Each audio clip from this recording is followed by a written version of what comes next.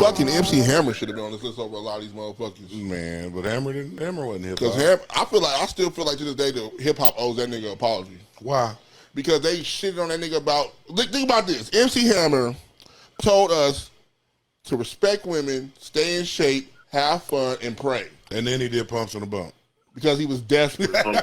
So that means, but that's another one in the reason that I don't respect him either. But you didn't stand on your word, man. Because I know, but you go broke and don't stand on your word. But listen to what this nigga, the stress this nigga was on. This nigga had the whole hood employed, nigga. That was his fault. Everybody told him not to do that stupid shit. But bro, come on, you a nigga that wants to love motherfuckers like that. I had about 6 motherfuckers. If you had that type of money, nigga, I got 6 motherfuckers can come with me anywhere. Look, you talking to a man. I told my little sister Maisha. Yeah, because we know better. I told my little sister Maisha one day when the lottery was at $900-something million. I said, man, I'm gonna try to win this shit. She was like, okay. If you win, give me $30 million. I said no.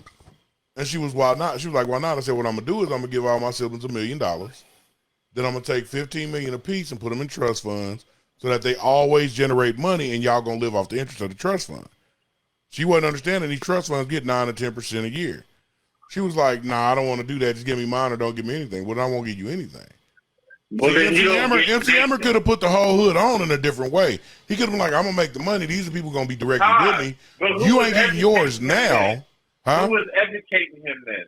You know what I'm saying? His brother was a tax attorney. His brother wasn't even. Well, no, not even a tax attorney. His brother was something else. His brother didn't know what the fuck he was doing. Yeah, true. Right, and then they put Romney Malco as MC Hammer, and that shit just went left. So, oh well. But at one point, like as a man though, you got to look at it like, okay, if I get this today and it's not guaranteed tomorrow, I can't give it away today because I don't know if I'll have it tomorrow. At the time, he didn't know. Because think about this. MC Hammer at the time had the biggest record deal ever.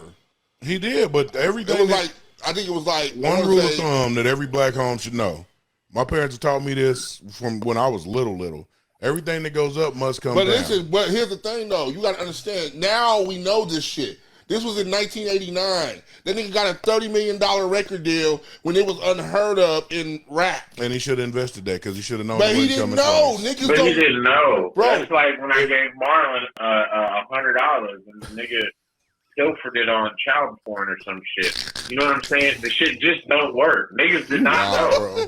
Listen to what I'm saying, right? But listen, like for real. Like now, me and Poe can say, if we could go back in time and take the financial aid money we was getting, we wouldn't have been buying bullshit. We would have been investing that shit. Bro, when I was 22, I was buying bullshit and saving money. By the time I was 24, I had $30,000 in a fucking drawer. Well, nigga, fuck. I blew through it once I started having kids and shit, but nobody even knows that about me. Well, all the white bitch you was fucking, I'm pretty sure. I wasn't fucking no white bitch. I fucked one white woman my whole life. Real talk.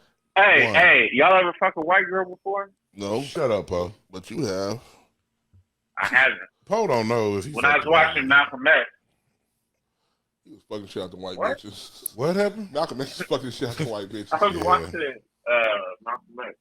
Well, like I said though, man, I just feel like but that's just it though. Bullshit and bias. That's just it though. I try to explain, bro.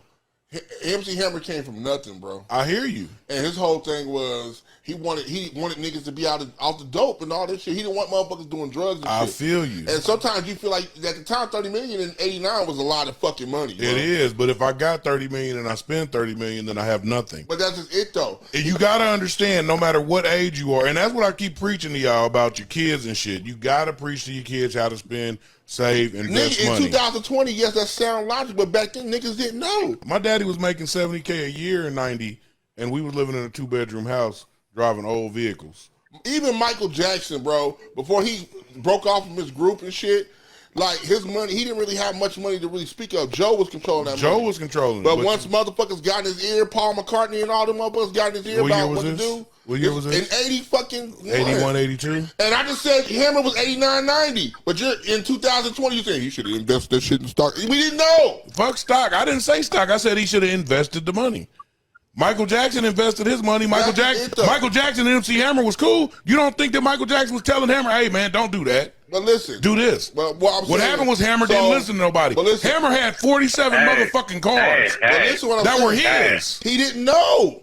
Not to buy 47 cars, you only got one ass. But here's the thing, though. He's smart now. That nigga owns, he owns a piece of Twitter. That's cool. He's smart now. But he can own all of Twitter. But that's the thing. But I'm saying, motherfuckers are late as fuck on shit. You know what I'm saying? Like I said, bro, you can tell me a million things. He made them bad choices. So he had people in his ear. What he's saying is 19-year-old Nate would have knew to take that $30 million and invest it, not do none of that shit. Like I just told you, he was friends with Michael Jackson. But after he got famous. Before he ever got the money, when he started coming up, he was friends with Michael Jackson. He met that nigga at a ball game, nigga. Man, I don't give a fuck if he met him at a Taco fucking Bell. Hey, you got millions of dollars. You buying 47 cars? I love cars and I don't want 47 fucking cars.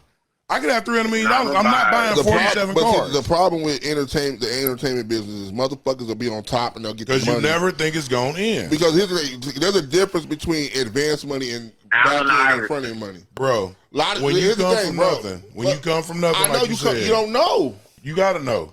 Because you got to know what nothing feels like. You got to remember where you just came from and how the fuck they got there. You got to know they blew every chance they had, fucked up, didn't give a fuck, and that's why they there. You just came from that. So, you got to be smarter than that.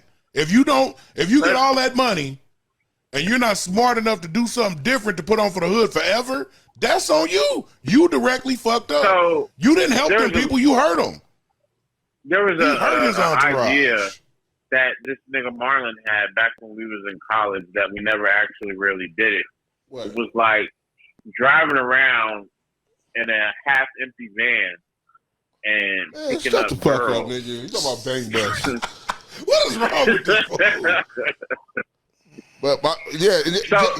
Jenkins just said it best. That's what I'm saying. He didn't think the money was going to stop. I know that, but how could he not? Because you got to remember, he just because came there wasn't from no nothing. fucking YouTuber finance course for us to take back then, Nate. Bro, was you broke ever?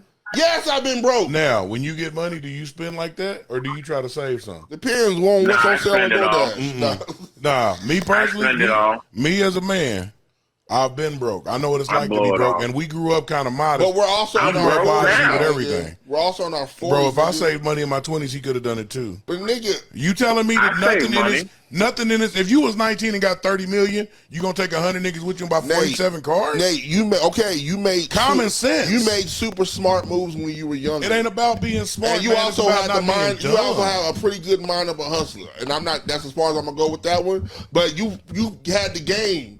So the game was instilled in you already. Man. A lot of people don't have that shit. It's not about that, bro.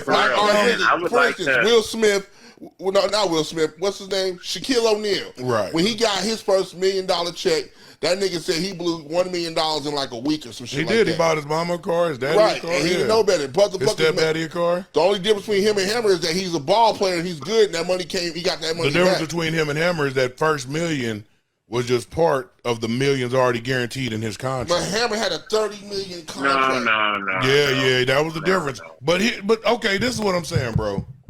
If you come from nothing and then you get something, why would you spend it all when you know what nothing feels like? Because you tired of spending all your money on fake jewelry.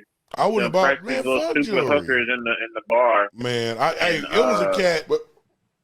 Man, listen, we can argue this shit all day because we all got different perspectives on it. I'm just saying I don't blame anybody but Hammer. I'm not excusing him at all. Right. I'm not saying that was cool to do, and I'm not saying that people should do that. Right. What I'm saying is some people like that. Like you hear that shit, $30 million. That's the lottery, nigga. You just right, and that's why a lot of people that win the lottery wind up broke. They end up broke because you don't know. Now we smart. I win the lottery now. I'm smart enough not to hear motherfuckers in my ear. Hey nigga, why don't you go ahead and bring me on? So now, but you kiss my ass. You bring me an investment idea. Right, you bring me an investment idea. Put your money behind it. Let me see some growth. Show me some books on it and how you got. You ain't even got to put your money behind it, but just prove to me how this 100K is gonna make $1 million, so I get my 100K back. No, and then we good.